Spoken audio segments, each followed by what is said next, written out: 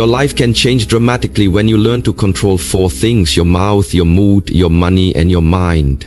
The words you speak can build or break relationships. Your emotions can either guide you wisely or lead you into chaos. Your finances can be a source of freedom or a prison of debt. And your thoughts can either empower you or destroy you from within. Mastering these 4 areas is not about suppressing who you are. It's about directing your energy toward growth, peace, and success, so that you stop being a prisoner of impulses and start becoming the architect of your destiny. Greatness is not just built in laboratories or lecture halls. It begins in the quiet discipline of controlling your mouth, your mood, your money, and your mind. Think of Albert Einstein, who spoke with humility despite reshaping our understanding of the universe, proving that words can inspire rather than wound. Consider Marie Curie, who endured countless frustrations in her experiments, yet mastered her emotions to pioneer breakthroughs that changed the world. Look at Nikola Tesla, who managed his limited finances with precision to fund his inventions. And Stephen Hawking, who, despite physical limitations, ruled his mind with unshakable clarity. When you learn to guard your speech, master your emotions, handle your resources wisely, and discipline your thoughts, you carry within you the same power that drove these scientific giants to turn dreams into reality. Number 1, your words create worlds. There is an ancient truth that has echoed through centuries. Life and death are in the power of the tongue. The words you speak are not mere sounds, they are seeds, carrying within them the potential to grow into towering trees of hope or poisonous weeds of destruction. Consider Albert Einstein, not just a man of equations, but the man whose simple explanations made complex truths accessible to the world. His words reshaped how humanity understood the universe. He didn't speak to show how intelligent he was. He spoke so others could see more clearly. And when your words aim to illuminate rather than impress, you step into the role of a creator, not a destroyer. In this way, your voice becomes a tool for building bridges, not burning them. We underestimate the impact of a single sentence spoken in the right spirit. A child can carry encouragement for a lifetime because someone once said, "I believe in you." An employee can rise to greatness because a mentor whispered, "You have what it takes." But the opposite is also true. A careless insult can crush a dream before it even takes its first breath. The reason words hold such power is that they bypass the surface and sink directly into the soil of the heart. And once planted, they grow in the direction of their nature, positive or negative. This is why discipline over your speech is not simply politeness. It is responsibility. Every word you release into the world will return to you, multiplied in its kind. Einstein once said, "If you can't explain it simply, you don't understand it well enough." This is not just a lesson in communication, it is a lesson in humility. When your words are meant to clarify instead of confuse, you serve others instead of serving your ego. We must ask ourselves before speaking, will this build or will this break? Will this heal or will this harm? A wise person does not speak to be heard, they speak to make a difference. And making a difference often requires less talking and more listening. When we listen deeply, our words carry the weight of understanding, not the emptiness of noise. The great scientists of history didn't only leave behind discoveries, they left behind language that inspired generations to keep exploring. Marie Curie's words, "One never notices what has been done. One can only see what remains to be done," have outlived her physical presence because they carry truth that fuels action. Your words can become timeless in the same way, but only if they are rooted in authenticity and service. Before speaking, imagine your words as stones thrown into a still lake. What ripples will they cause? Will they disturb the peace or expand it? You have the power to choose. And when you choose to speak with wisdom, encouragement, and clarity, you are not just communicating, you are creating. Remember this, your words are not echoes, they are architects. Number 2, silence is sometimes the smartest speech. Silence is often misunderstood as weakness, but in truth it is one of the highest forms of strength. Isaac Newton, perhaps one of the most brilliant minds to ever walk this earth, spent years in quiet observation before presenting his theories. He understood something most people overlook. Silence is not the absence of thought. It is the preparation of thought. In silence, ideas are not rushed. They are refined. Just as a seed must remain hidden underground before breaking into the light, wisdom often needs the darkness of quiet to grow. Many speak to be noticed, but the wise remain silent until their words can truly add value. We live in a time where everyone is eager to voice an opinion, often without understanding the full picture, but silence teaches us the power of restraint. When you hold your tongue, you give space for deeper observation. You notice details others miss, and you hear truths buried beneath noise. Newton didn't need to argue about gravity. He let the apple fall and allowed the world to witness the truth for itself. Silence has this way of proving what noise cannot. It allows reality to speak louder than our egos ever could. And when reality speaks, it needs no defense. Silence is also a shield. In moments of conflict, your quiet can protect you from words you may later regret. The heat of anger is like steam in a boiling pot. If you lift the lid too soon, it escapes violently. But if you let it cool, you can handle it with care. History remembers those who spoke with precision, not those who shouted the loudest. This is why silence in the wrong moment can be harmful. But silence in the right moment can be life-changing. It's the pause between the notes that makes music beautiful. And in life, it's the pause before speaking that makes wisdom audible. Silence, however, is not about avoiding truth. It's about delivering it in the right way at the right time. Think of it as storing energy. A bow pulled back in stillness is not inactive. It is gathering strength for the arrow to fly farther and truer. Your silence can be this bow, gathering insight and intention before releasing your words. The people you admire most, whether in science, philosophy, or leadership, are often those who choose their words as carefully as a surgeon chooses their tools. Because once released, words cannot be taken back. They either heal or they harm. Choose to let your silence sharpen them before they leave your mouth. Number 3, respond, don't react. Reaction is instinct, response is wisdom. The difference between the two can determine whether a situation becomes better or worse. Marie Curie spent countless hours in her laboratory facing failures that would have driven many to frustration. But she did not react impulsively to each obstacle. She responded with patience, curiosity, and discipline. This is the art we must learn: to pause before acting, to breathe before deciding, to think before speaking. Reaction is like striking flint without aim. You might create fire, but you might also burn everything around you. Response is choosing where and how to light that flame.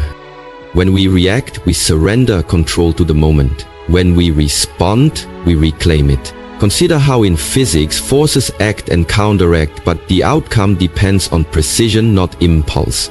In life, emotional forces pull at us constantly.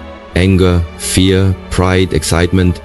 If we allow them to push us without direction, we drift like a ship without a rudder. But when we pause, even for a heartbeat, we position ourselves to steer toward the outcome we desire. Marie Curie's discoveries weren't just born from intelligence. They were born from the refusal to let temporary emotions dictate her permanent results. Responding instead of reacting requires awareness. You must learn to notice the gap between stimulus and action and expand that gap. That small pause is where choice lives. Imagine someone insults you. Reaction seeks to retaliate instantly, but response asks, will this serve my long-term peace or only my short-term ego? The greatest breakthroughs in both science and life come from measured thinking, not emotional outbursts. Just as an experiment is repeated to ensure accuracy, your mind must repeat the act of pausing to ensure wisdom. The more you practice, the more natural it becomes. This principle does not mean suppressing emotions, it means mastering them. A river that overflows destroys, but a river guided by channels nourishes everything along its path. Your emotions are energy. Without control, they flood your life with chaos. With control, they become a source of power. Responding allows you to direct that power toward growth, healing, and progress. When you practice this, you notice that problems begin to shrink, opportunities begin to grow, and relationships begin to strengthen, because in the space between what happens to you and what you choose to do next, you hold the steering wheel of your destiny. Number 4, channel your mood into momentum. Your mood is like the wind. It can push you forward, hold you back, or throw you completely off course. You cannot control when the wind changes, but you can control how you set your sails. Thomas Edison is remembered not for his failures, but for what he turned them into. Thousands of unsuccessful attempts did not sour his mood. They became fuel for persistence.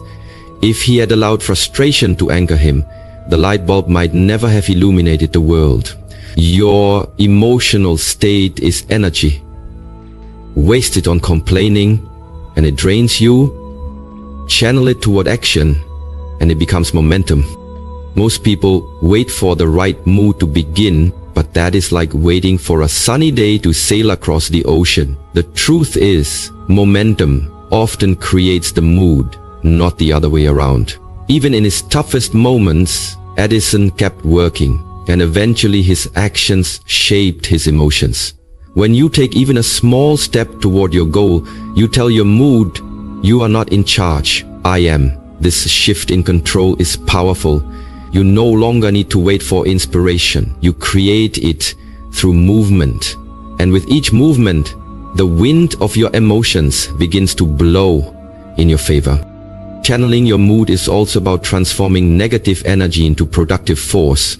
Anger, for example, can destroy relationships or drive revolutions. The difference lies in direction. Frustration can make you quit or push you to improve. Again, the difference lies in choice.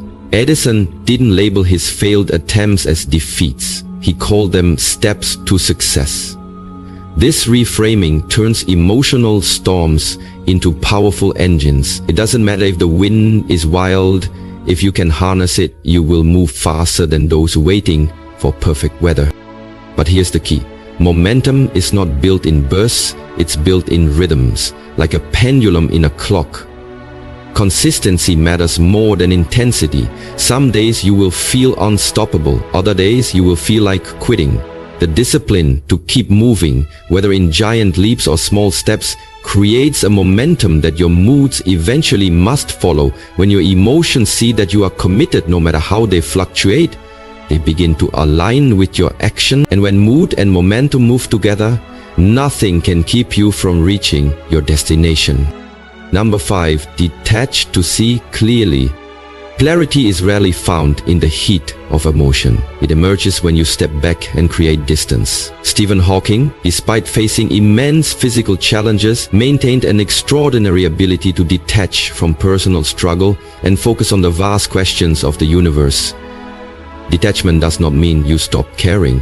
It means you stop being consumed. When you are too close to a problem, your emotions can blur your vision, just as fog hides a mountain peak. By stepping back, you see the entire landscape. You begin to notice patterns, possibilities, and paths you could not see when you were tangled in the moment. In science, observation requires distance.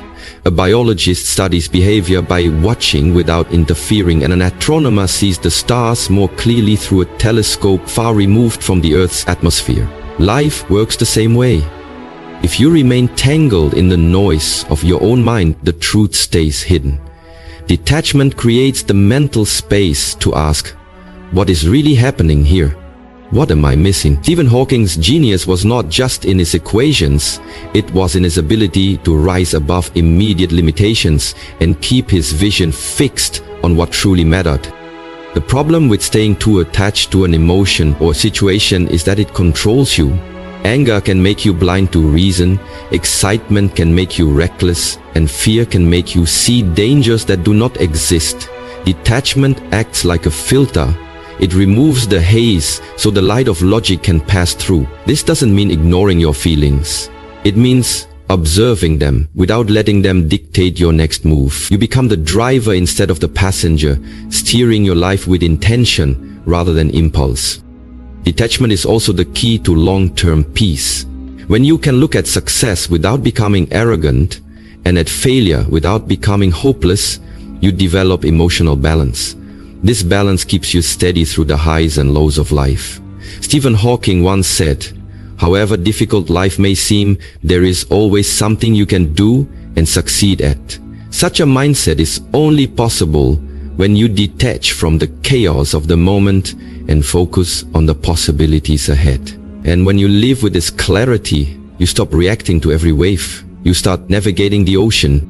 Number 6, master your financial emotions. Money itself is neutral. It is neither good nor bad. It is our emotions around money that give it power over us. Nikola Tesla, one of history's greatest inventors, was a man of unmatched vision, yet his lack of financial control often left him struggling to fund his work. His story is a reminder that brilliance without balance can lead to frustration. Many people think the biggest danger in money is losing it, but the truth is the biggest danger is letting emotions dictate how we use it. Fear can make you hoard.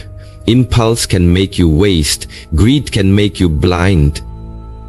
Wisdom with money begins when emotions no longer pull the strings. We must understand that money responds to discipline, not moods.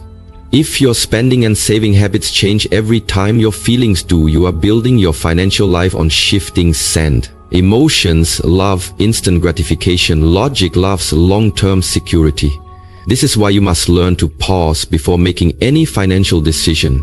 The same way we spoke about responding instead of reacting in life, you must respond instead of react in money. A sudden sale, a tempting purchase, a risky investment. These are tests of your emotional control. If you fail them repeatedly, money will slip through your fingers, no matter how much you earn. Tesla's genius changed the world, but his lack of financial strategy often kept his dreams chained. Imagine what more he could have achieved if his emotional relationship with money had been guided by structure. The truth is, money is like a river. It needs banks to guide its flow. Without structure, it floods and destroys.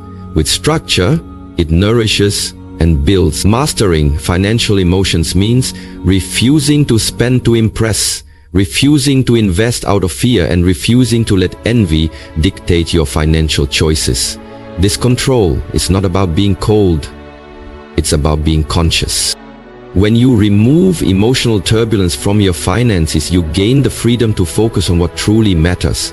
Money stops being a source of stress and becomes a tool for impact. You no longer chase every shiny opportunity. You choose the ones aligned with your vision.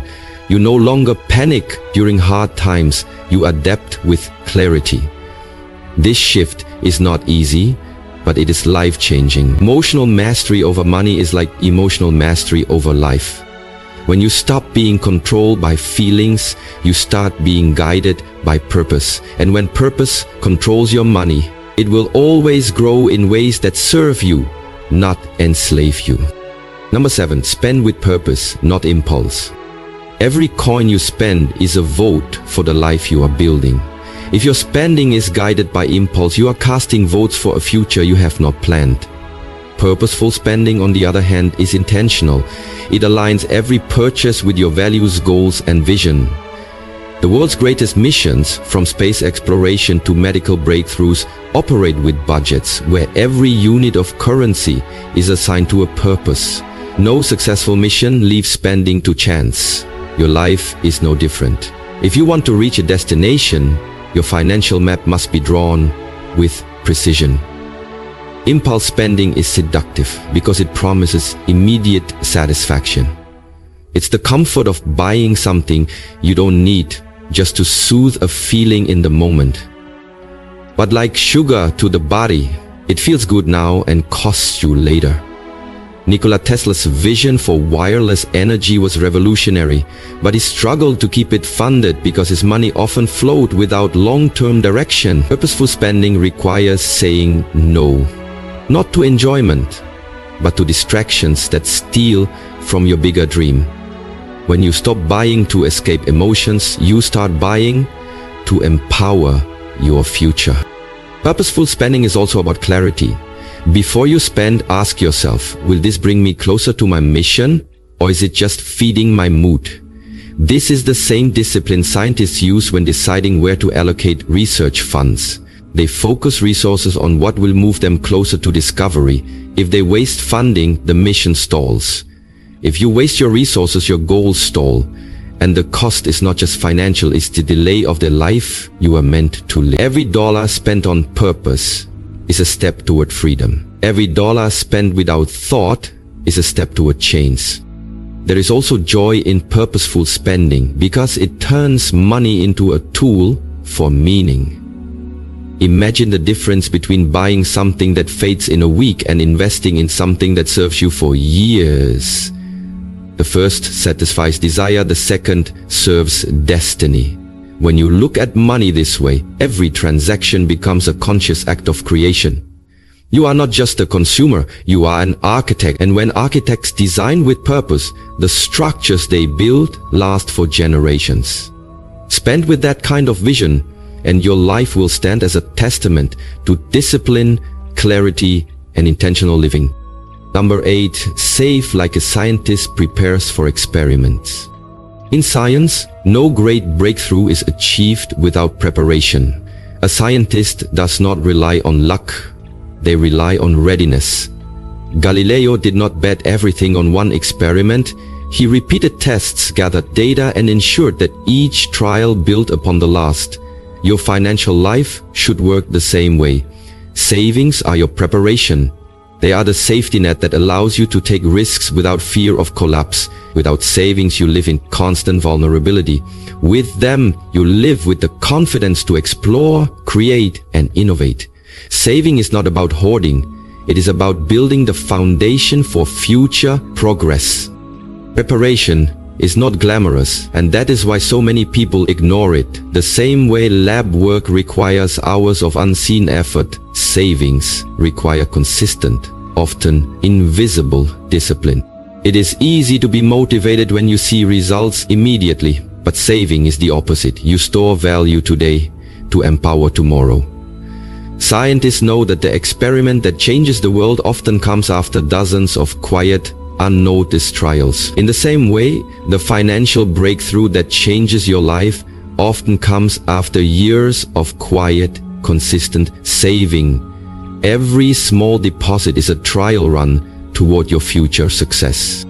Saving like a scientist also means calculating your risks. No wise researcher enters the lab without safety measures. You too must plan for financial setbacks, illness, emergencies, or sudden opportunities that require capital. Savings give you the stability to face these moments without panic. When Galileo studied the heavens, he knew storms would come, but he built systems to protect his instruments. Likewise, you must protect your financial life with a system that ensures you are ready for both storms and clear skies. This readiness is the mark of someone who understands the value of preparation. Most importantly, saving teaches patience, and patience strengthens character. It reminds you that real progress takes time, that instant gratification is often the enemy of lasting achievement. When you save consistently, you are telling yourself, I believe in a future worth investing in. And that belief shapes your mindset toward growth. Scientists do not stop after one failed test. They trust the process. You must do the same with your savings. Because one day, when an opportunity arises that could change everything, you will be ready. Not because you got lucky, but because you prepared like a master of your craft. Number 9, invest in growth, not glitter. The true purpose of money is not to show the world what you have, it is to build the life you want. Many people spend years chasing glitter, the latest gadgets, the flashiest cars, the clothes that impress strangers for a moment, but glitter fades while growth compounds. The world's greatest innovators understood this. Ada Lovelace invested her time and resources into learning mathematics, not into luxuries that would have vanished in weeks. Elon Musk reinvested the profits from his early ventures into building companies that would shape the future. Both understood that investing in growth creates value that lasts long after the shine of glitter is gone. When you invest in growth, you choose the seeds that will multiply over time. This could mean developing new skills, starting a business, funding education, or supporting ideas that align with your mission. Glitter gives you a moment of pleasure. Growth gives you a lifetime of empowerment. The key is vision, knowing where you want to be years from now and directing your resources toward that destination. Without vision, even large sums of money can be wasted. With vision, even small investments can transform your life. Investing in growth also requires resisting comparison. When you see others flaunting their glitter, it is tempting to feel you must match them, but remember, what they show may not reflect what they truly have. Many people decorate a crumbling house. Few invest in strengthening the foundation. Your growth is your foundation. Like a tree, it may take years before the fruit appears, but when it does, it feeds generations. Do not exchange the roots of your success for the leaves of someone else's approval. Finally, investing in growth changes not just your bank account, but your identity. You begin to see yourself as a builder, not just a spender. As a creator of value, not just a consumer of it. Every skill you learn, every book you read, every wise investment you make shapes the person you are becoming. Glitter may turn heads, but growth turns dreams into reality. And when your life is built on growth, even if the glitter fades, your legacy will shine brighter than anything money could buy. Number 10. Guard your mind from noise.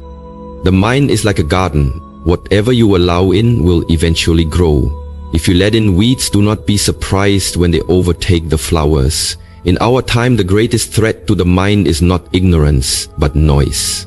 Noise comes from everywhere: social media, gossip, unnecessary drama, and endless streams of unfiltered opinions.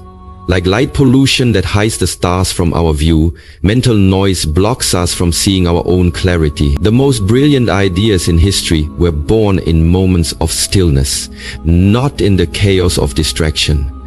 Guarding your mind means building a fence strong enough to keep the weeds out and the flowers protected. Scientists know that to observe the universe clearly, telescopes must be placed far away from the interference of city lights. In the same way, you must sometimes remove yourself from the constant glow of the world's chatter to see your inner truth. Nikola Tesla would work in isolation for hours, even days, so his ideas could mature without outside interference.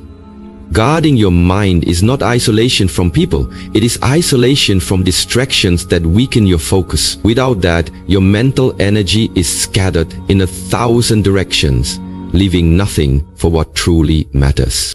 The danger of noise is that it often disguises itself as urgency. Every notification seems important, every headline seems critical, every argument demands a response, but most of it has no real bearing on your purpose. If you allow noise to dictate your attention, you will live in a constant state of reaction instead of creation. A guarded mind chooses what to let in, just as a wise researcher chooses only relevant data for their work. The strength of your mind depends on the quality of what you feed it, and noise is mental junk food. Guarding your mind is also about protecting your inner peace. You cannot think clearly in a storm, whether that storm is outside or inside you. This is why meditation, reflection, and intentional silence are so powerful. They clear the clouds so the sun can shine through. When you master this, you no longer chase every distraction. Instead, you become anchored in your purpose.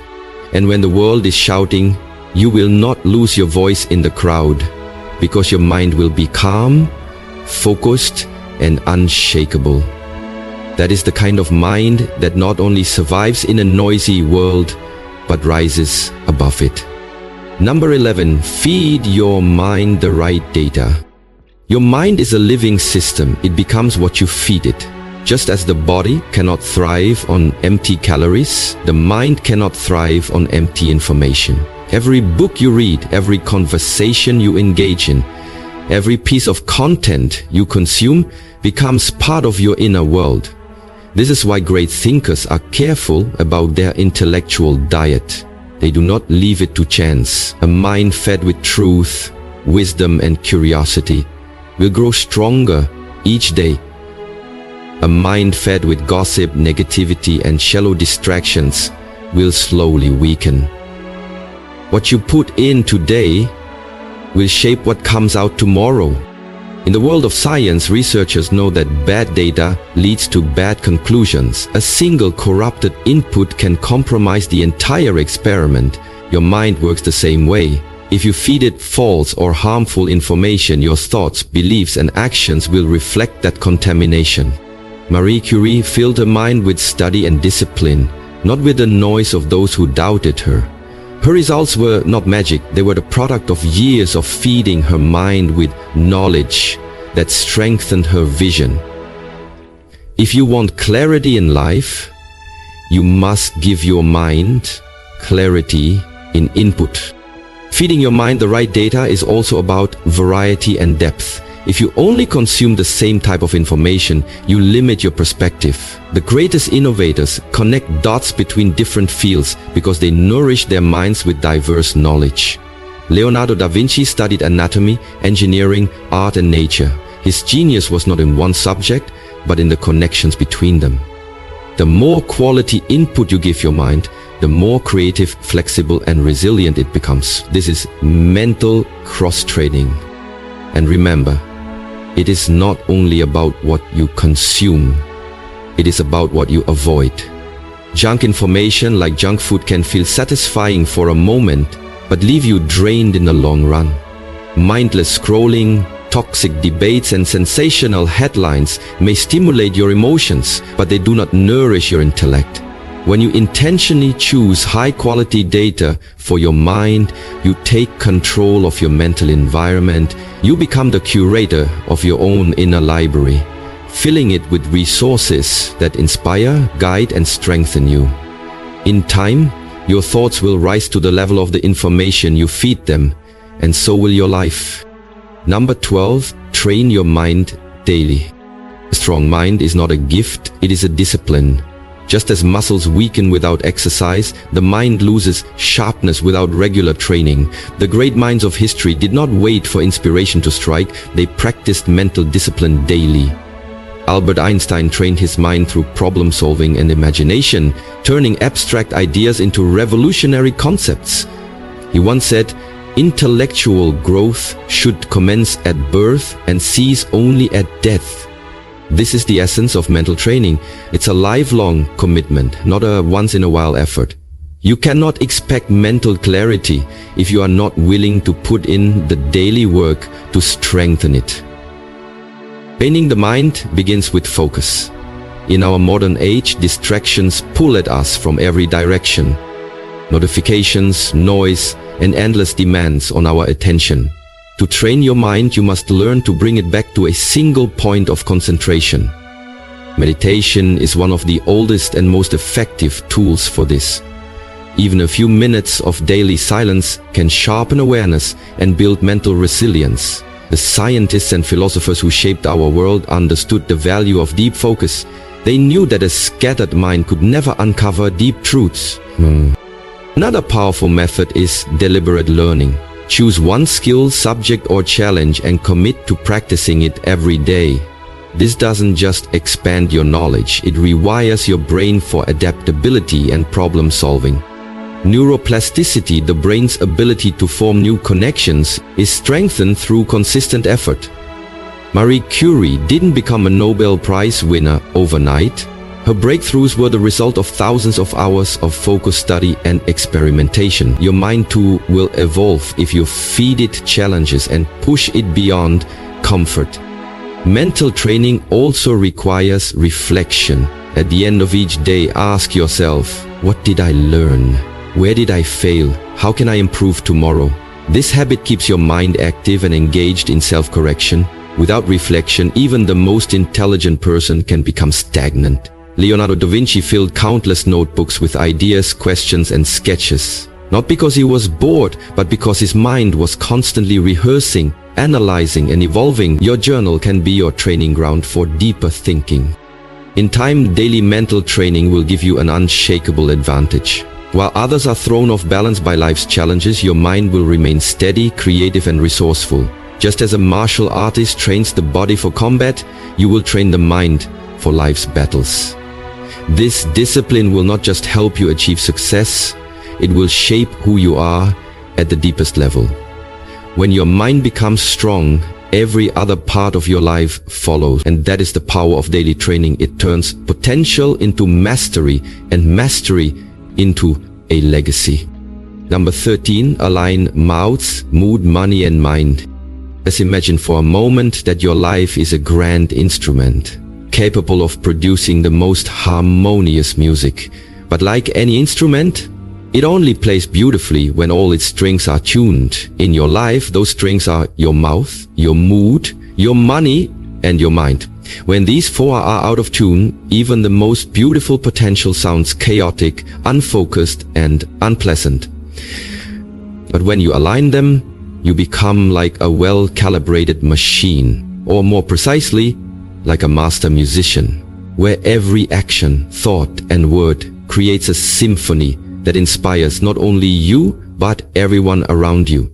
In martial arts, we say that when the body, breath, and mind are in alignment, the strike becomes effortless yet powerful. The same is true here. Align your speech, your emotions, your resources, and your thoughts, and you will find yourself moving through life with an elegance and precision that others can only admire. Your mouth is the tool through which your internal state becomes external reality. A careless word can create years of regret, just as a carefully chosen word can open doors you never imagined. Your mood, however, is the emotional current that fuels or hinders the energy behind those words. If your mood is chaotic, your speech will be chaotic. If your mood is calm, your words will carry wisdom and authority. Your money, on the other hand, is not just currency. It is stored energy, representing the value you have created and the opportunities you can embrace. And finally, your mind is the command center. It is the one that decides what you say, how you feel, how you handle your resources, and ultimately how you live. When these four forces are in harmony, there is no hesitation in your actions, no confusion in your decisions, and no wasted motion in your journey.